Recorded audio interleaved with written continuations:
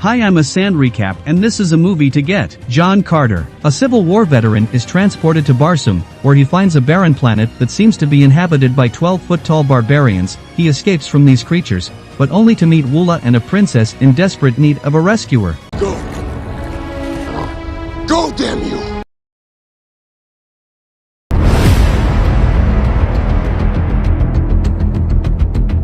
In the crowded streets of New York City in 1881, a man evades another. He eventually enters a building and appears anxious. He adds a fee inside to send a telegram express. The telegram is sent to a young man, whose uncle tells him to hurry and save him. A lawyer tells the young man that his uncle, John Carter, died suddenly and left everything to him when he went to his large estate. An old diary is passed to the young Edgar Rice Burroughs. The young man starts reading as soon as the lawyer leaves. Arizona, following the Civil War, is where the story begins. Gold prospecting is being carried out by distinguished former Confederate Army Captain John Carter. He doesn't seem to be liked by the locals. The cavalry's Colonel Powell tries to convince Carter to fight the Apache. Carter refuses to cooperate, and after a number of unsuccessful escape attempts, he fools a cell guard, knocks him out, and rides Colonel Powell's horse out of Fort Grant. Powell and the rest of the cavalry follow Carter, but when they see that Carter has met up with a mounted Apache war band, they are forced to stop. There is a language barrier, and both sides are armed and wary. A gunfight soon breaks out.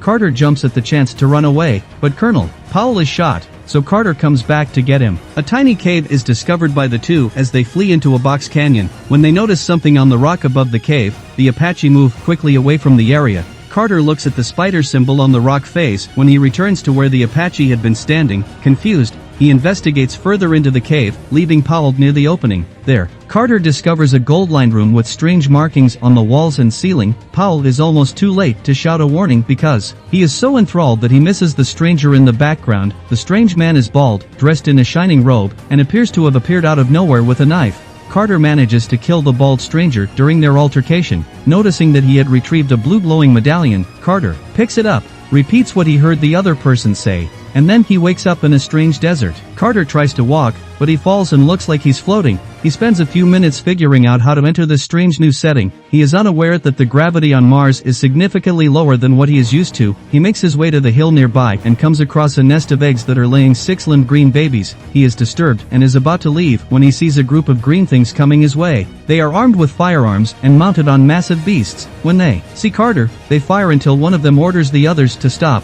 Carter is greeted by this four-armed, tall green alien who has dropped his rifle and sword. Despite the language barrier, the two are able to identify themselves. The Jedak, or tribe leader, Tars Tarkas, is the green man. Carter is asked. Again, Tarkas tells the rest of his group to spare Carter and waves them off. They take Carter to their home in the ruins of an ancient city after killing the unhatched eggs and collecting the hatchlings. At this point, Carter is incredulous, out of his depth, and longs to return home, knowing that the medallion is probably the only option. Sadly, Tarkas has retrieved the medallion and carries it around. Carter is treated badly by other Tharks in the city. They don't know what kind of being he is, and because he can't speak, they think he's like an animal or a baby to them. As a result, he is thrown in with the children. The babies are released to the crowd in accordance with Thark custom, and whoever manages to capture one will become the hatchling's mother. Carter is given to Sola, a woman who seems to be looked down upon by the other Tharks, especially another woman named Sarkoja. After she cleans Carter and puts him in a pit with the other babies to rest,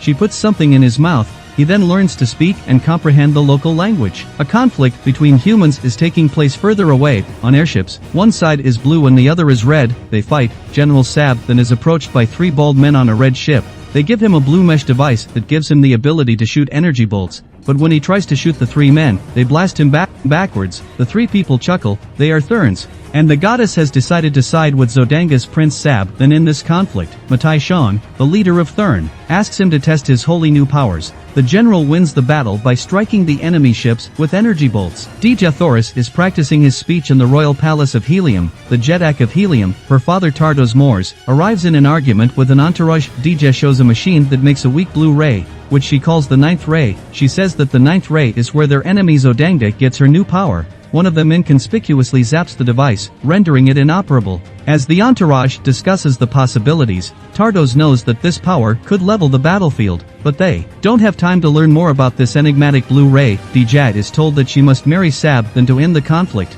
and he dismisses the group. Dejah is distraught. She is aware that getting married won't likely stop Zodangan's expansion and that she won't be able to continue her research once she gets married. Back in Farkville, Carter has a guardian named Woola. Woola is a huge, wide-mouthed, low-to-the-ground creature who moves quickly and always follows Carter like a dog. No matter how high or far he jumps, Woola is able to catch up to Carter and make enough noise to derail Carter's plans as he tries to locate Tars Tarkas in order to retrieve the medallion. Woola bursts in and loudly disrupts a Thark party that Carter ends up jumping into. Woola and Sola, his owner, were beaten by the irate Tharks. Carter, enraged, intervenes to stop the beating, accidentally killing a Thark and demonstrating his ability to leap great distances. Carter is seen by the Tharks as a new weapon, but they are enraged at Sola for letting him escape. The following day, they brand her for her mistake in front of Carter. When a sentry warns of flying objects, the Tharks flee into cover. There are 3 battleships in the sky, 2 with red flags and 1 with blue flags, for boarding parties and hand-to-hand combat. They close in, using a telescope. Tarkas observes Carter and describes the conflict. The Heliumites are being fought by the Zodangans. Dejah Thoris tries to get away from the ship, falls, and then hangs hundreds of feet up. When Carter realizes that she is human, he rushes to her aid. He rescues the girl and begins to defend her using his long-distance jumping skills, only for her to demonstrate her own fighting skills. Nonetheless, Carter is able to alter the battle's course, but the blue helium craft sinks. After the show, Tars Tarkas gives Carter Dejah Thoris as a prize and makes him his Doter Sojat, or right arms. Tal Hages, a rival of Tars Tarkas and a warrior with a broken tusk, watches with rage and disapproval. Carter is reminded of Powell and declines the position. However, Tarkas informs Carter that he cannot save Dejah's life if Carter declines the offer. Carter reluctantly agrees, and before long, everyone starts asking about his ability. Dejah wants to be able to jump like Carter, but she thinks that wouldn't be possible for her or anyone else to learn because of Carter's different bone density. Carter is advised against her by Tarkas, who is aware that she is attempting to acquire a new weapon for helium. Carter simply longs to return home. He tries to tell Dejah about his home, but she thinks he's either crazy or lying because he describes a place that hasn't been here in thousands of years. She assumes that he is a Thurn because of his seriousness, which leads to a discussion of astronomy and the realization that Carter is from Earth, which she refers to as Jasum, but that he is currently on Mars, which she refers to as Barsum. The Thurns will probably know the answer if there is a way to travel between the worlds. Carter and Dejah Thoris enter a cave that is supposed to be the temple of the goddess and her followers, the Thurns. Despite Sola's attempts to stop them, Dejah reads some ancient markings, but the Tharks arrest the 3 for entering the temple before they can continue. Carter speculates that Sola is Tarkas' daughter because he helps them all escape at great personal risk, given that it is customary for Tharks to raise their offspring in secret and in isolation. There must have been a lot of breaking of the law. To solve the temple's mystery and acquire the medallion, Sola, Carter, and Dejah Thoris travel to the river Isis. Sola informs Carter while they are traveling that Dejah Thoris is leading them astray. When confronted, she admits that they were headed for helium, and Carter becomes enraged and decides to leave her because he suspects that she may have been manipulating him to make him her new weapon. He doesn't listen to Dejah's pleas until she admits that she did have a personal interest in the battle because she is the helium princess who is likely to be married to the Zodangan prince and could be killed. Carter persuades her that they should visit Isis first and that he needs some time. Pilgrims find a route along the river to end their lives and find paradise. Those who have sinned or lived too long must follow the river. When Sola sees what appear to be Tharks departing and bodies lying on the ground, she almost joins them, but Carter stops her. They come across an upside-down pyramid structure as they travel up the river. When Carter and Dejah Thoris enter, the solar system is depicted in glowing blue graphics. Dejah Thoris realizes that the blue light is the 9th ray, the same blue ray the enemy was using as a weapon and that she had researched, and not something supernatural. They also note that a copy of Carter was probably sent from Earth to Mars, which is why he showed up on Mars. Matai Shang gives direction as an army of Tharks approaches outside. He plans to put his skills to the test by learning more about the stranger who was getting involved in the wars. The 2 women, Carter, and he get up and run. Over Dejah Thoris's objections, Carter orders the others to flee as the hordes approach. He stays behind to fight the raging army with Woola as his only support. He kills a lot and is reminded of war's devastation when he finds his wife and child dead in a burned-out farmhouse. Eventually, Carter is defeated just as a helium battlecruiser approaches overhead to end the battle. Sabthan and Tardos Mors disembark. 𝐓𝐚𝐠𝐬 accepts 𝐓𝐚𝐠𝐬's proposal to marry her and accepts his sword as a token of trust. 𝐓𝐚𝐠𝐬 nearly kills him anyway, but she stops herself and orders them to transport the injured Carter to Zodanga for treatment. In a locked room, Carter awoke.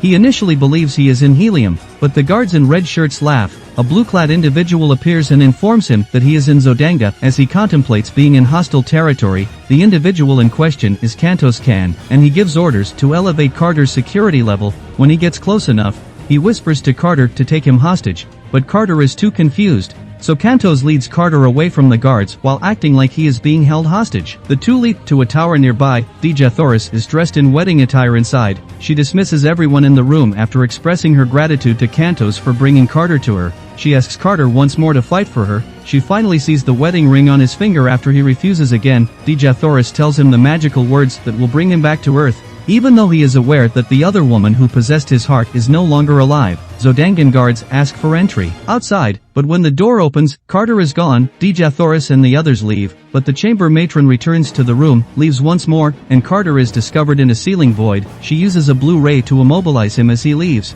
and then she changes into motivational, the leader of the 𝐓𝐚. Carter is compelled to accompany him, and he explains how the 𝐓𝐚s manage Mars End. motivational transforms into a Zodangan officer and leads Carter outside after being caught in a traffic jam during the wedding procession. They then witness 𝐓𝐚𝐠𝐬 being paraded down a street as 𝐓𝐚 transforms into an elderly woman. 𝐓𝐚𝐠𝐬 and anyone else who knows about the ninth ray will be killed.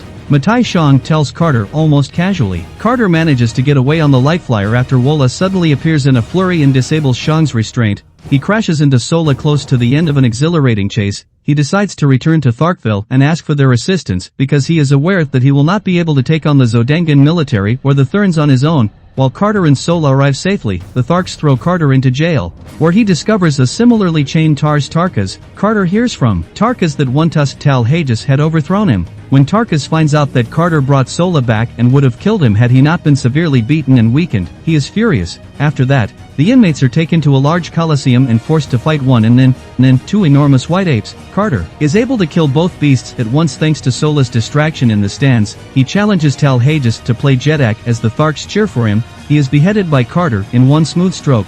He is now the Jeddak of the Tharks, and his army is ready to fight in his favor. To stop the wedding, he leads them back to Zodanga. When they get there, the city is empty because everyone has gone to helium. Carter is slapped upside the head by Tarkas, who is unimpressed because there is no way they can make it to the wedding on time. The Tharks don't want Carter to point out the airships, so he takes off on his own in a light flyer. He is spotted by Zodangan guards as he approaches, but because he is flying a Zondangan aircraft, they believe he is part of their strategy and let him pass. Carter bursts in just as the wedding ceremony is about to end. Although 𝐓𝐴 is ecstatic to see him, it is too late because the signal has already been sent. The Heliumites are being attacked by Zodangans, and motivational and his blue ray once more appear to be unstoppable. The Tharks disembark to follow their leader when an enormous light cruiser suddenly crashes in as well. They fight the Zodangans by joining the Heliumite army. motivational manages to get away, but Carter finds the medallion. 𝐓𝐴 is killed by the blue device he loved so much during the fight. Carter takes his wedding ring and asks 𝐓𝐴 to marry him now that he has eliminated the immediate threat posed by Zodanga and knows where his heart is. Helium and Thark are overjoyed that she agrees. Carter leaves the room that evening because he is agitated. The medallion is tossed by him into the canyon below. The guard thanks him as he returns to the bedroom and, reaching out to grab him,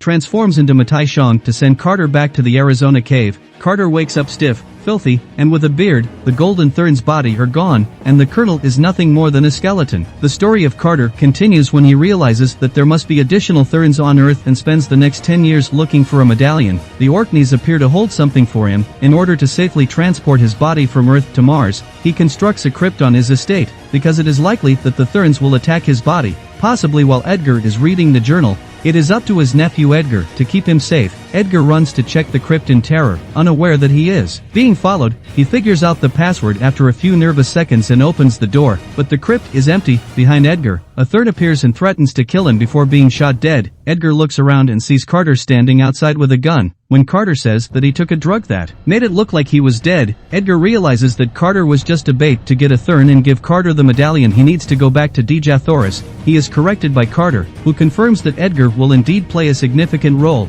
guardian of Carter's body on Earth as he travels to Mars, his true home. Carter enters the crypt, lays down, and recites the phrase to return to Barsoom after receiving the medallion from 𝐓𝐚, who had passed away.